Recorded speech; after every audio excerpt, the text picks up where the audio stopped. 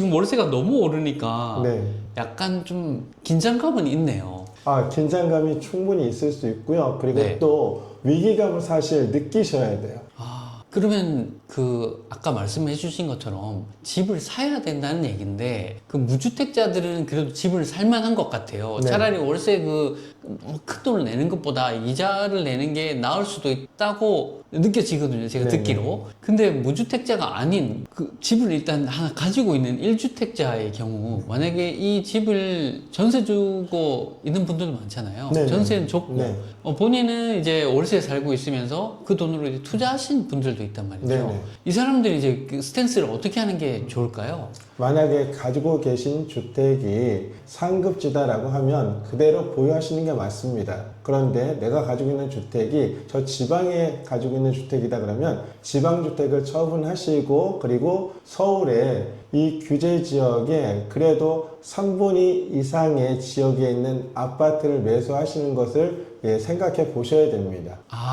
갈아타기군요. 네, 그렇습니다. 갈아타기를 하셔야 된다는 얘기입니다. 자, 그러면 요즘요, 그 집을 산다면 네. 경매로 사면 되게 싸게 살 수 있잖아요. 네. 그래서 거기에 대한 관심이 되게 높아진 걸로 알고 있는데 이 경매로 사는 것도 결국 규제에 묶여 있는 거 아닌가요, 선생님? 아닙니다. 서울의 25개 자치구와 그 다음에 경기도 12개 지역의 규제는 아파트만 해당이 됩니다. 연립 다세대는 그냥 가서 사셔도 돼요. 단 그 지역이 재개발 사업지라고 하면 토지거래 허가를 받으셔야 되고 실거주 의무도 있습니다. 그런데 경매는 아파트를 사든 연립 다세대를 사든 토지거래 허가를 받지 않아도 되고요. 실거주하지 않아도 됩니다. 그리고 또한 그 물건을 제가 소유권 이전하고 전세를 놓으셔도 상관없습니다. 즉 갭 투자가 가능하다는 얘기입니다. 아니, 이건 너무 신세계로 들리는데요. 그 경매로 취득을 했을 때는 뭐 실거주 의무나 이런 것들에서 자유롭고 갭 투자도 가능하다. 네, 그렇습니다. 단 여기서 주의하실 점은 그 규제 지역에 제가 낙찰을 받고 그리고 소유권 이전을 할 때 만약에 대출을 받는다고 하면 대출을 받을 때는 6개월 내 실거주 의무가 발생합니다. 그러니까 내 자본 100%로 규제 지역에 들어와서 내가 경매로 낙찰 받으면 실거주 의무 자체가 아예 없다는 얘기입니다.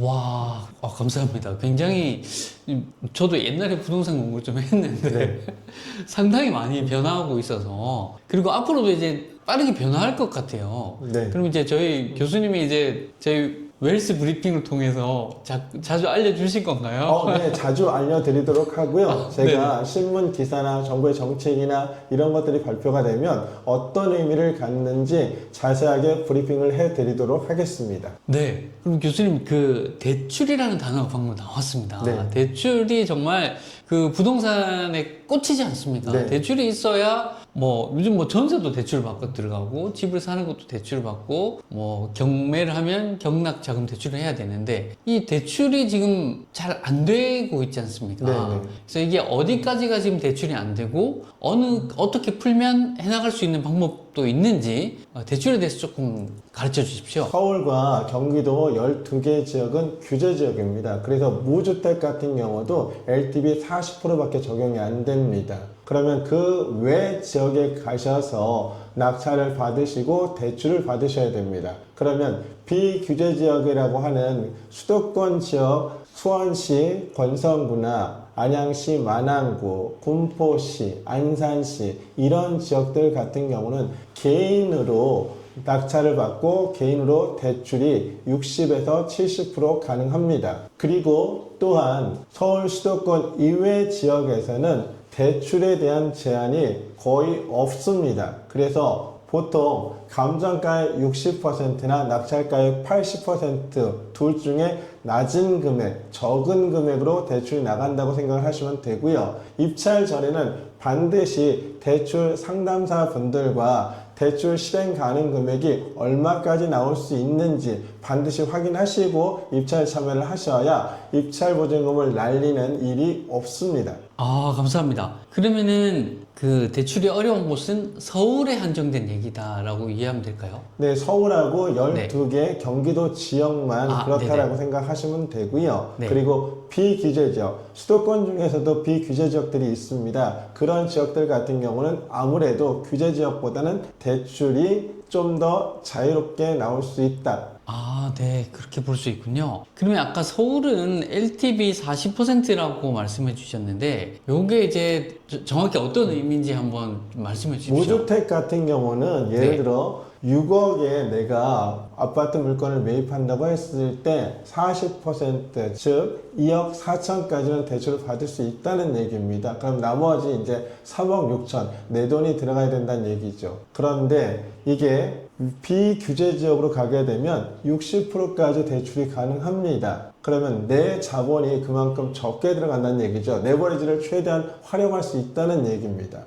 네, 교수님. 그러면요. 만약에 우리 구독자 중에 제 조카가 있다고 생각하고, 이 사회 초년생들이 시드머니가 적지 않습니까? 네. 이 시드머니가 없을 때 아파트를 사기에는 부담이 되고, 그렇다면 뭔가를 사긴 사야 될 것 같거든요. 제가 봐도. 그러면은 어떤 대체제가 있을까요? 사회 초년생 같은 경우도 청약으로 해서 아파트를 당첨받을 수 있다면 너무 좋죠. 그런데 사실상 이건 거의 불가능에 가깝습니다. 입지가 좋은 지역은 최저 청약 가점이 64점이고 최고가 84점이에요. 실제 1급지, 상급지라고 얘기하는 지역들은 청약 최저 가점이 한 67점 정도 됩니다. 그러니까 사회 초년생이 급지가 좋은 지역에 당첨될 가능성은 없다는 얘기입니다. 그러면 네네. 사회 초년생이 서울에 34평짜리 아파트 입성하고 싶다라고 했을 때는 가장 좋은 방법은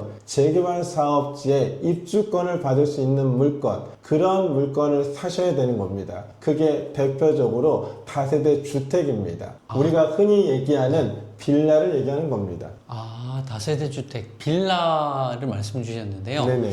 그러니까 이제 재개발의 가능성이 있는 빌라를 말씀해 주신 것 네네. 같습니다. 거기에 대해서 조금만 더 얘기해 주실 수 있을까요? 기본적으로 정비 사업이라고 얘기하는 재개발, 재건축, 그 중에서도 재개발 같은 경우에는 재개발 정비 사업 위반 대상 구역 지정 요건이라는 게 있습니다. 즉 노후도나 호수 밀도나 접도율, 과소필지 비율, 연면적의 비율, 이것들 중에 몇 가지만 맞추면 기본적으로 재개발 구역 지정 요건에 부합한다라는 표현을 쓰거든요. 그 대표적인 게 바로 노후 불량 건축물의 비율, 그리고 연면적의 비율이나 접도율, 과소필지 비율, 호수 밀도, 요 네 가지 중에 하나만 맞춰줘도 됩니다. 즉 필수 조건과 선택 조건이 나눠져 있다는 얘기예요. 그러면 그렇게 재개발 구역 지정 요건에 부합하는 지역에 썩은 빌라라고 보통 얘기합니다. 썩빌, 낡고 오래된 다세대 주택을 매입하시면 나중에 충분히 34평형 아파트 입주권을 받을 수가 있습니다. 그러면 초기에 투자되는 금액이 적잖아요. 금액이 적은 만큼 저는 시간을 태우는 겁니다. 와, 지금 제가 듣는데 약간 좀 압도를 당했습니다. 저도 이제 딸이 있고 이제 우리 딸이 이제 대학생이거든요. 네. 이제 이런 아이들이 이제 커가는 모습을 보면서 어떻게 그 아이들이 이제 자리를 잡게 만들 수 있을까 생각이 있는데 지금 말씀해 주신 걸로는 느낌은 오는데요. 그런 지역을 볼 수 있는 눈을 어떻게 해야 가질 수 있는지, 그런 공부를 할 수 있는 기회가 있는지 좀 궁금합니다. 충분히 이 재개발 교육을 통해서 34평의 아파트 입주권을 받을 수가 있습니다. 기본적으로 어떤 지역에 하나의 구역이 사업을 한다라고 했을 때 그 사업의 총 면적을 총 사업부지 면적이라고 얘기합니다. 그리고 그 안에는 연립, 다세대, 단독, 다가구, 상가, 심지어 공원도 있고 공영 주차장도 있고 시장도 있을 수 있습니다. 이런 것들이 모두 도로로 연결되어 있단 말이에요. 하나의 구역이 재개발 사업이 진행된다고 하면 기존에 그런 낡고 오래된 주택들을 전면 철거하고 아파트가 들어가는 겁니다. 그러면 그 아파트가 들어갈 때도 그냥 들어가는 게 아니고요. 도시및 주거환경 정비법 시행령 제9조에 주택의 규모 및 건설 비율이라고 되어 있는 것들이 있습니다. 즉 재개발 사업지에서는 국민주택 규모 이하를 100분의 80 이하로 지으라고 되어 있어요. 즉 80%까지는 지으라는 얘기입니다. 그러면 총 사업부지 면적에서 예를 들어 여기가 2종 일반 주거지역이라고 했을 때 용적률은 기본적으로 그냥 200%만 받는다고 하겠습니다. 그럼 땅이 10,000평입니다. 그러면 용적률은 2만 평이 되는 거죠. 이 2만 평이 즉 재개발이 됐을 때 아파트의 총 사용 면적이라고 생각을 하시면 됩니다. 그러면 그 구역 내에 예를 들어 27층짜리, 25층짜리, 21층짜리가 들어갈 겁니다. 그것들의 바닥 면적의 합이 바로 연면적이 되는 거예요. 그러면 연면적이 아까 2만 평이라고 얘기를 드렸습니다. 여기에 20평대, 30평대, 40평대 아파트가 들어갈 겁니다. 그러면 20평대 세대 수가 몇 세대가 들어가는지 모르겠고 30평도 몇 세대 들어가는지 모르고 40평대도 몇 세대 들어가는지 모릅니다. 이걸 XYZ로 표시를 한다라고 하면 20평대 X세대 플러스 30평대 Y세대 플러스 40평대 Z세대가 즉 2만 평이란 얘기입니다. 그러면 XYZ 값을 구해야 되는데 이렇게 하면 산식이 너무 지저분해집니다. 그래서 우리가 흔히 중소형 평형과 중대형 평형으로 나누잖아요. 그래서 30평대, 40평대 이렇게 세분화 시킨다고 하면 30평대 X세대와 40평대 Y세대 이것들의 바닥 면적의 합이 2만 평입니다. 그러면 X 대 Y 값만 구하면 됩니다. 제가 조금 전에 도시및 주거환경 정비법 시행령책 9조에 주택의 규모 및 건설 비율이라는 표현을 썼습니다. 거기에 재개발 사업지는 100분의 80 이하로 건물을 지으라고, 즉 전체 건립하는 세대수의 100분의 80을 얘기하는 겁니다. 그러면 8대 2란 얘기입니다. 즉 X 대 Y 값이 80대 20이란 얘기예요. 그러면 이건 1차 함수에 해당이 됩니다. 내항의 곱과 외항의 곱이 같죠. 즉 여기에서 XY 값이 구해집니다. 이게 결국은 뭐냐? 총 분양 가구 수를 의미하는 겁니다. 거기에 임대아파트 비율은 물론 빼야 되겠죠. 그러면 하나의 구역 면적에 토지 등 소유자, 나중에 조합설립인가가 나면 그때는 조합원이라는 표현을 씁니다. 조합원의 수가 예를 들어 300명이고 분양 예상 가구 수가 625가구입니다. 그 중에 125가구가 임대아파트로 빠진다고 하면 500가구가 총 분양 물량입니다. 그런데 그 500가구에는 조합원 분양분 300가구와